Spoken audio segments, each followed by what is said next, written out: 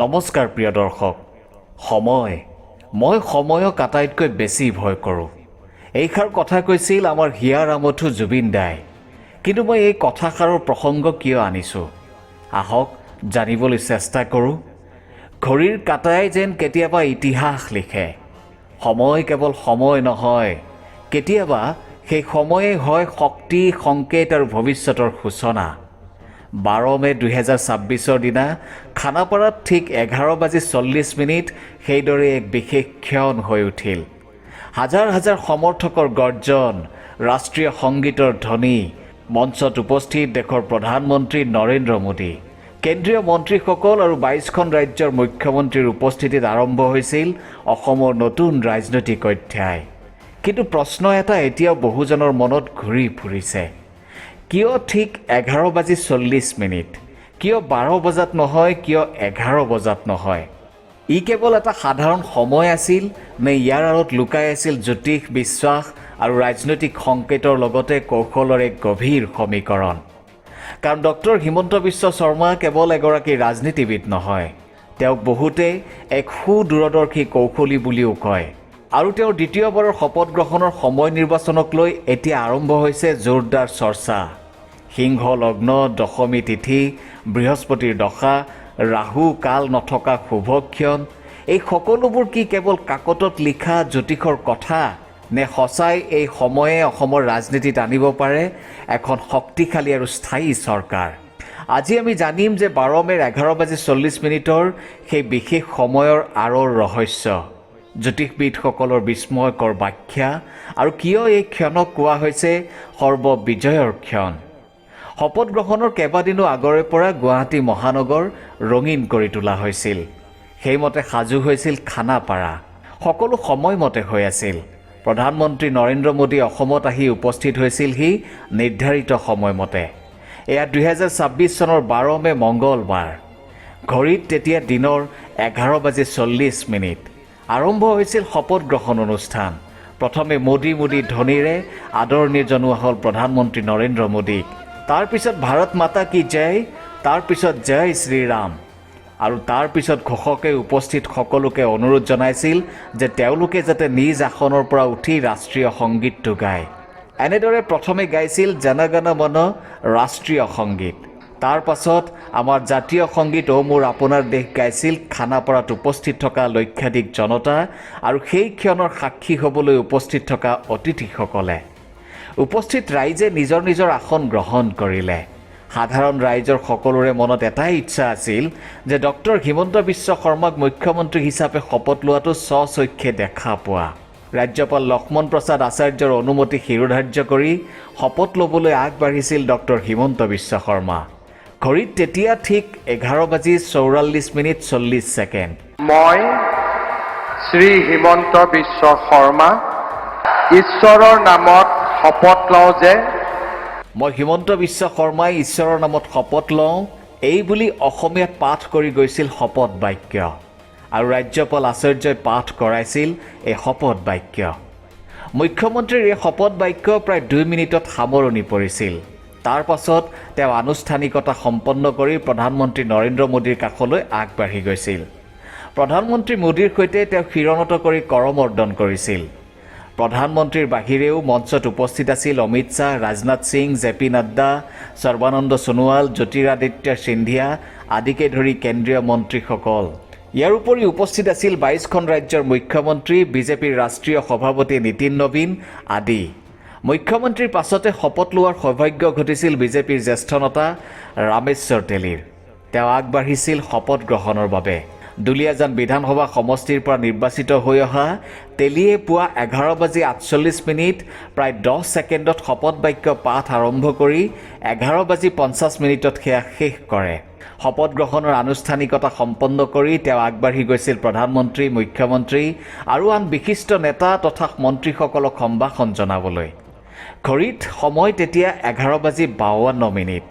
আৰম্ভ হৈছিল কেবিনেট মন্ত্ৰীৰূপে অগপৰ সভাপতি অতুল বৰাৰ শপত বাক্য পাঠ। বৰাই 11:54 শেষ কৰিছিল শপত গ্ৰহণ পৰ্ব। তাৰ পাছত তেওঁ আন সকলৰ দৰেই মঞ্চত উপবিষ্টসকলৰ কাষলৈ আগবাঢ়ি প্ৰধানমন্ত্ৰীৰ সহিতে সকলোকে সম্ভাষণ জনাইছিল।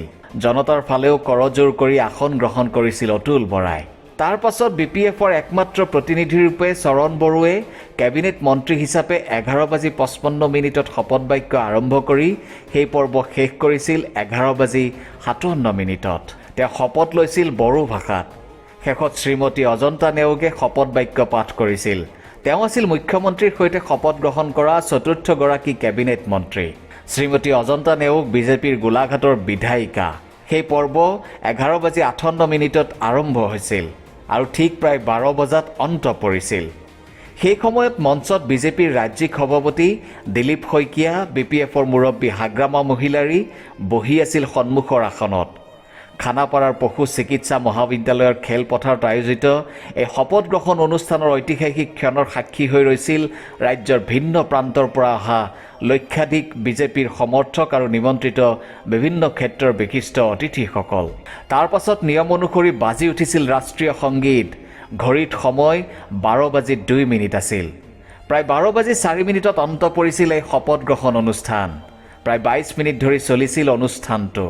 12:04 মঞ্চৰ পৰা নামি গৈছিল প্ৰধানমন্ত্ৰী মোদী। পাছে পাছে সেই স্থান ত্যাগ কৰিছিল অন্যান্য অতিথি অভ্যাগতসকলে। এই শপত গ্ৰহণ অনুষ্ঠানৰ দিন আৰু সময় 10 মে 2026 ঠিক কৰা হৈছিল। অসম চৰকাৰৰ সংসদীয় পৰিক্ৰমা বিভাগৰ দ্বাৰা সেই সন্দৰ্ভত জাৰি কৰা হৈছিল জাননী। জাননীৰ নম্বৰ আছিল PARL.785166/13। সংবিধানৰ ধাৰা 1 আৰু অনুচ্ছেদ 164 অনুসৰি অসমৰ মহামান্য ৰাজ্যপালে হিমন্ত বিশ্ব শৰ্মাক মুখ্যমন্ত্ৰীৰূপে নিযুক্তি প্ৰদান কৰিছে। শেষত এই কথা উল্লেখ কৰিছিল যে মুখ্যমন্ত্ৰী ডক্টৰ শৰ্মাই 12 মেত 11:40 খানাপাৰাৰ পশু চিকিৎসা মহাবিদ্যালয়ত শপত গ্ৰহণ কৰিব। সেই অনুসৰি নিৰ্দিষ্ট সময়ত আৰম্ভ হৈছিল শপত গ্ৰহণ অনুষ্ঠান। সময়ৰ অলপো হেৰফেৰ মানে ছেকেণ্ডৰ কাটাও হেৰফেৰ হোৱা নাছিল। এতিয়া প্ৰশ্নটো হ'ল যে কিয় এই সময় ঠিক কৰা হৈছিল? কিয় 12 মেৰ 11:40 এই সময়খিনিক বাছি লোৱা হৈছিল শপত গ্ৰহণৰ বাবে? আপুনি আমি সকলোৱে জানিছোঁ, দেখিছোঁ যে ডক্টৰ হিমন্ত বিশ্ব শৰ্মা এগৰাকী ঈশ্বৰৰ প্ৰতি অগাধ বিশ্বাস ৰখা ব্যক্তি। তেন্তে এই সময়খিনি জ্যোতিষশাস্ত্ৰ আৰু ঈশ্বৰৰ প্ৰতি অগাধ বিশ্বাস ৰখা মুখ্যমন্ত্ৰীৰ বাবে বিশেষভাৱে বিশেষ আছিল নেকি? আপুনি যদি ভালকৈ মন কৰে তেন্তে দেখিব যে মুখ্যমন্ত্ৰী শৰ্মাই প্ৰায় শুভ কামবোৰ এনে কিছু ক্ষণতে কৰে। এতিয়া আমি জানো আহক যে জ্যোতিষশাস্ত্ৰত এই সময়খিনিৰ বাবে কি উল্লেখ আছে বা বিভিন্ন জ্যোতিষবিদে এই সময়খিনিক লৈ কি কৈছে। 2026 12 মে তাৰিখে পুৱা 11:40 এই সময়টো জ্যোতিষশাস্ত্ৰ অনুসৰি বিশেষ শুভ বুলি ধৰা হৈছে কিছুমান গুৰুত্বপূৰ্ণ কাৰণত।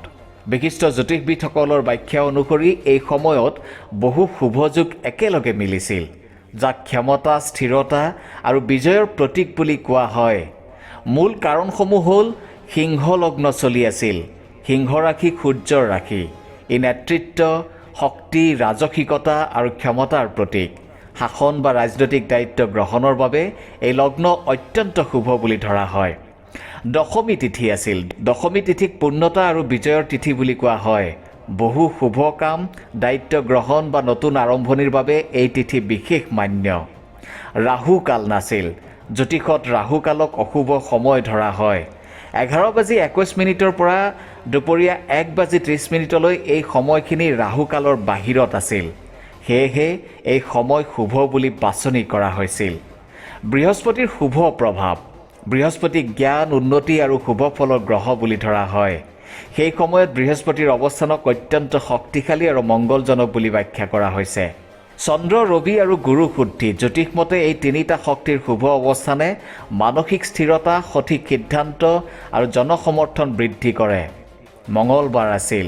মঙলবাৰক শক্তি, সাহস আৰু নেতৃত্বৰ দিন বুলি গণ্য কৰা হয়। ৰাজনৈতিক ক্ষমতা গ্ৰহণৰ ক্ষেত্ৰত ইয়াক শুভ বুলি গণ্য কৰা হয়। সৰ্ববিজয় ক্ষণ বুলি গণ্য কৰা হৈছিল। জ্যোতিষবিদসকলৰ মতে এই সময়ত আৰম্ভ কৰা কাম দীৰ্ঘস্থায়ী আৰু সফল হোৱাৰ সম্ভাৱনা অধিক। এইকাৰণে 2026 12 মেৰ পুৱা 11:40 পৰা এই সময়টো এক বিশেষ মুহূৰ্ত বা শুভ ক্ষণ হিচাপে বাছি লোৱা হৈছিল বুলি বিশ্বাস কৰা হয়। শেষত এটা কথাই ক'ব পাৰি যে ৰাজনীতি মাথো সংখ্যা, কৌশল বা ক্ষমতাৰ খেল নহয়। বহু সময়ত বিশ্বাস, সময় আৰু সংকেতেও ইতিহাস গঢ়ে।